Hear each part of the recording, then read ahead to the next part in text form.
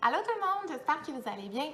Aujourd'hui, je vous présente un autre de nos jeux qui fait fureur auprès des enfants et de leurs parents, l'école des monstres, qui est dans la collection développement socio-affectif, qui s'adresse aux enfants âgés entre 3 et 6 ans de façon plus spécifique, entre 3 et demi et 5 ans et demi, puis qui va aider les enfants à comprendre lesquels des comportements sont souhaitables en société, puis lesquels ne le sont pas. On veut aussi inciter les enfants à comprendre les conséquences positives et les conséquences négatives de nos comportements, notamment sur les autres. Donc, dans le jeu, on a des petits monstres qui sont très malcommodes, puis qui aiment beaucoup jouer des mauvais tours. Mais ils doivent absolument apprendre à bien se comporter. Donc, en allant à l'école des monstres, nous, on doit essayer de deviner lequel des 4 petits monstres va terminer son école en premier, puis qui va obtenir le diplôme du bon monstre le premier. Donc, c'est un jeu coopératif où tous les joueurs doivent essayer de prédire lequel des monstres va obtenir son diplôme de bon monstre en premier. Au début du jeu, vous pigez une carte, vous la montrez à l'enfant. Ici, le monstre prend la craie du garçon sans lui demander. Est-ce que tu penses que c'est une bonne idée ou c'est une mauvaise idée? Si c'est difficile pour l'enfant de répondre, mais vous pouvez lui montrer la réaction. Ici, la conséquence finalement de son comportement sur l'autre. Regarde, l'enfant. Oh, l'enfant est fâché, hein? Il crie « Tu as pris ma craie! » Je pense que c'est une mauvaise idée, hein? Puis regarde, moi, il le pousse par en bas. C'est une mauvaise idée que le monstre ait pris la craie parce que le petit garçon est fâché. Si le comportement est inadéquat, vous pouvez demander à l'enfant comment le monstre aurait pu se comporter différemment. Donc, qu'est-ce qu'il aurait pu faire le monstre, tu penses, différemment pour ne pas fâcher le petit garçon? Ah, ben oui, il aurait pu lui demander la permission d'emprunter sa craie. Si le comportement est adéquat, donc est souhaitable, à ce moment-là, le monstre peut avancer sur la planche de jeu. Je vous donne un exemple. Ici, le monstre attrape le téléphone qui tombe pour le redonner à la dame. Oh, le téléphone!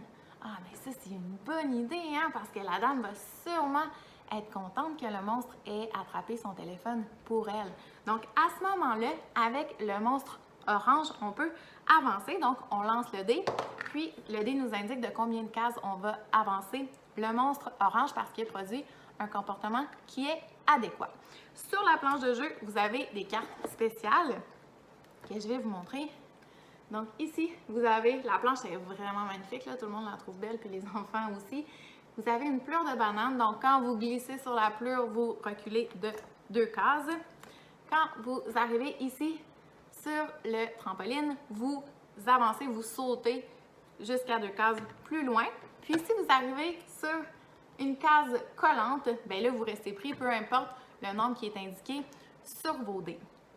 Le but du jeu, en fait, le jeu se termine quand le premier monstre, le monstre qui a présenté le plus de comportements adéquats en avançant le plus avec le dé, est celui qui se rend à la scène en premier, donc qui obtient son diplôme. Puis à ce moment-là, les joueurs qui ont prédit que ce serait lui le monstre qui terminerait en premier remportent, il est où? Ah, le diplôme du meilleur dresseur.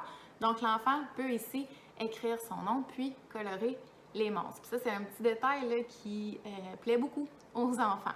Donc voilà, moi personnellement, je trouve que ce qui est chouette, c'est qu'ici, on peut modeler les comportements des enfants, donc selon qu'ils sont souhaitables ou non en société, par le biais du jeu, par le biais du monstre. Donc de cette façon-là, on enlève un petit peu la pression sur l'enfant. Puis quand au quotidien, il y a un comportement qui se présente, comme par exemple si votre enfant vole ou prend un jouet à son frère ou à sa soeur sans lui demander, puis que ça fait réagir l'autre enfant, bien, vous pouvez utiliser à ce moment-là le comportement du monstre. Hein? Tu te souviens quand le monstre a pris la craie du petit garçon, le petit garçon n'était pas content, hein? Bien, c'est la même chose avec ton petit frère. Donc, tu peux lui demander avant de le prendre, puis de cette façon-là, bien, il risque plus d'être content.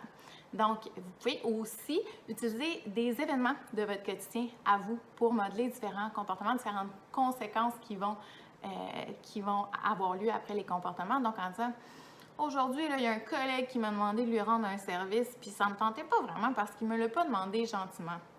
Vous pouvez aussi renforcer votre enfant dans ses comportements qui sont positifs, comme par exemple, si l'enfant tient la porte pour un adulte, vous pouvez dire: Ah, t'as vu, hein, la dame, quand tu lui as tenu la porte, elle était contente, elle te dit merci avec un grand sourire. Donc, c'est des façons qu'on vous propose dans le guide d'accompagnement pour aller plus loin dans le jeu. Maintenant, je suis un petit peu curieuse de savoir, vous, à la maison, comment vous utilisez le jeu, puis qu'est-ce que ça change chez vos enfants. Donc, si vous avez des petits exemples, ce serait le fun que vous nous en parliez en commentaire. Bonne fin de semaine!